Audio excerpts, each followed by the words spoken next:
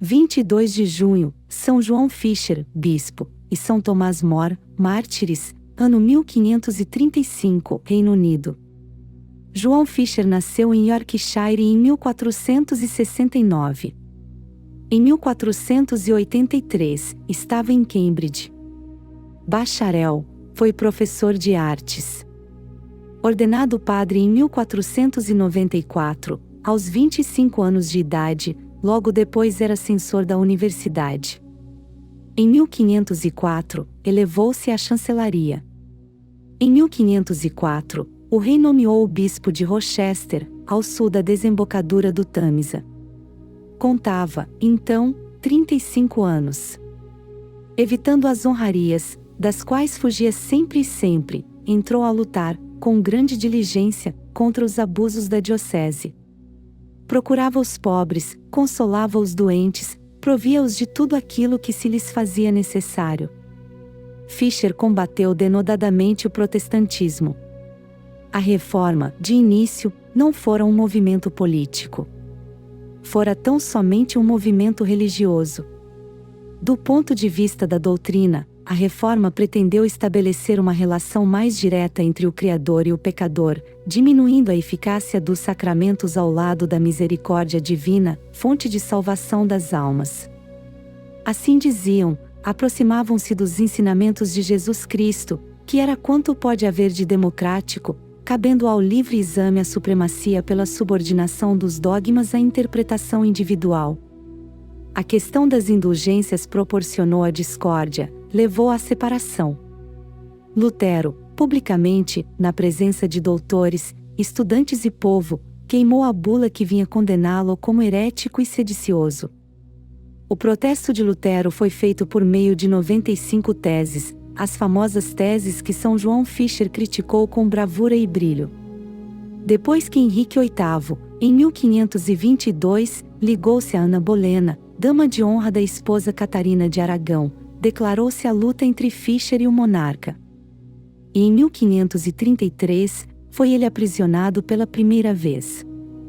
Quando o rei, procurando assegurar a sucessão do trono aos filhos de Ana Bolena, buscou o juramento de São João Fisher para uma fórmula que ia contra o Papa, rejeição da jurisdição papal sobre a Igreja, o santo, com indignação, recusou-se a atender o soberano, rebelando-se.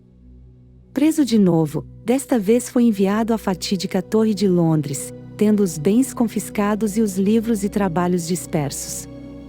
Quando lhe varejaram a casa, encontraram um móvel que tinha, fechado à chave, uma única gaveta. Aquilo era suspeito. Que conteria ela? Forçaram-na. Arrombada, escancarada, os 3 objetos que encerrava decepcionaram os violadores. Dentro, severos, estavam, como que acusadores, 2 disciplinas e um cilício. Importantíssima figura daqueles tempos foi a de Tomás More, amigo do santo arcebispo, humanista e chanceler que a Igreja canonizou em 1935. E sem dúvida, a personalidade mais interessante da turbulenta Inglaterra de Henrique VIII, naqueles tempos de São João Fisher. Como Fisher, era de ótima têmpera. Até o fim da vida, defendeu sempre um bom entendimento com a Santa Sé, de preferência a um rompimento, que só serviria para reunir na pessoa do soberano o poder espiritual e o poder temporal. Demonstrou, pela vitalidade prodigiosa de seu ânimo, pelo ascetismo da sua doutrina, solicitada pelas exigências de uma vida senhorial, pela sua natural propensão para a pobreza e para a humildade, que os exaltados combates que se travam entre os escrúpulos morais e o amor do próximo, são sempre pagos com o sacrifício da própria vida. Por esta razão mesma, a individualidade de Tomás More, o homem, não pode deixar de suscitar o mais vivo interesse. É sem dúvida, de todos os humanistas, o autor da utopia, aquele que melhor sentido da ironia possuiu, de tal modo que só ele compreendeu o vácuo da existência, tanto que chegou por momentos a pensar em se recolher à cartucha. Impressionado com a aura de sabedoria de que Tomás More se achava revestido, Henrique VIII, logo após ter subido ao trono, quis tê-lo ao seu serviço. More passou a preparar os discursos do rei, a exercer uma ação decisiva na vida intelectual do país, assinou o Tratado de Cambrai, a que se refere o seu epitáfio. Desejando sempre que Deus o guiasse nas emergências da vida, More rezava e meditava todos os dias. Apreciado pelo talento, tanto como pela piedade, More foi, sucessivamente, encarregado de defender o rei numa polêmica com Lutero, e de procurar trazer à razão Tyndale, que aceitara a heresia. Durante anos, foi considerado homem de espírito angélico e de inigualável saber, conforme o atestam os tratados de retórico da época, que consignam esta frase. Em 1529, Henrique VIII ofereceu a Tomás More o lugar de chanceler, procurando desta forma encontrar o apoio de alguém reputado pela piedade, para conseguir sancionar o repúdio de Catarina e casar com Ana Bolena. More aceitou e pretendeu afastar a anulação, sabendo perfeitamente que era para isso que tinha sido chamado. Vendo que nada conseguia fazer, jubilou-se, a pretexto de estar doente.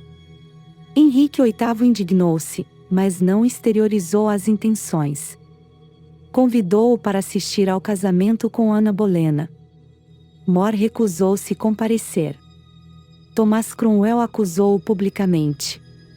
More solicitou a audiência de uma comissão de parlamentares, que lhe foi concedida, com a condição de aprovar a política do rei. Em presença desta exigência, desistiu de ser ouvido. Em seguida, foi instado para votar a lei de sucessão, a favor de Isabel, filha de Ana Bolena. Recusou ainda.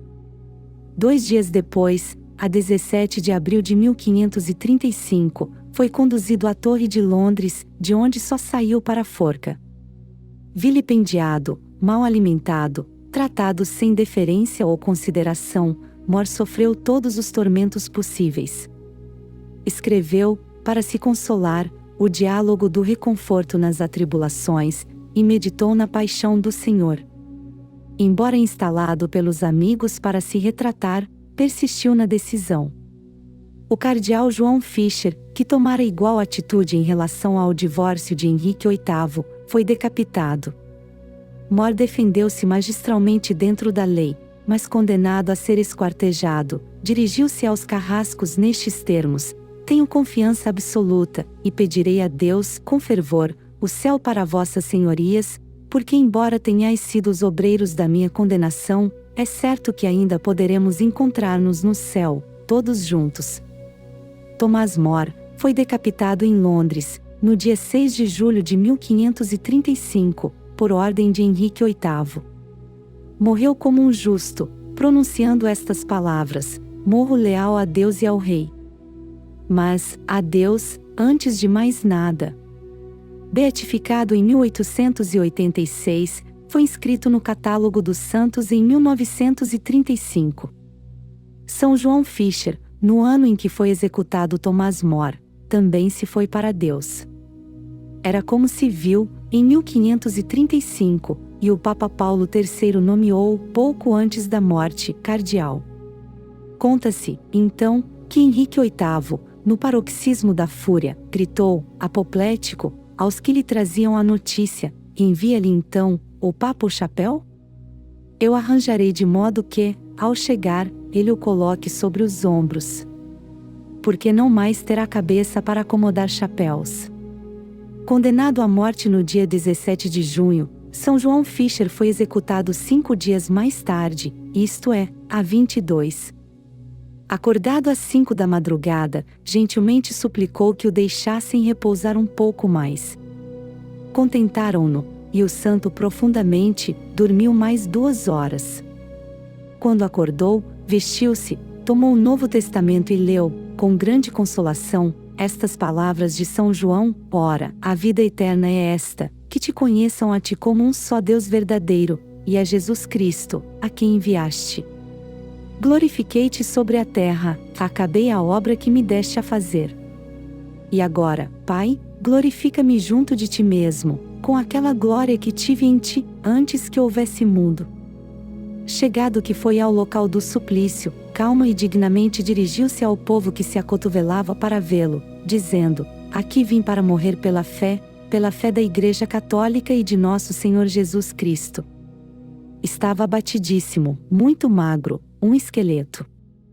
Decapitado, foi o corpo depois levado para o cemitério chamado de Todos os Santos, e a cabeça, fincada num alto poste esguio, por 14 dias ficou exposta na Ponte de Londres. São João Fisher foi canonizado junto com o amigo Tomás More, em 1935, graças ao zelo de Dom Henrique Quentin. São João Fisher e São Tomás More, rogai por nós.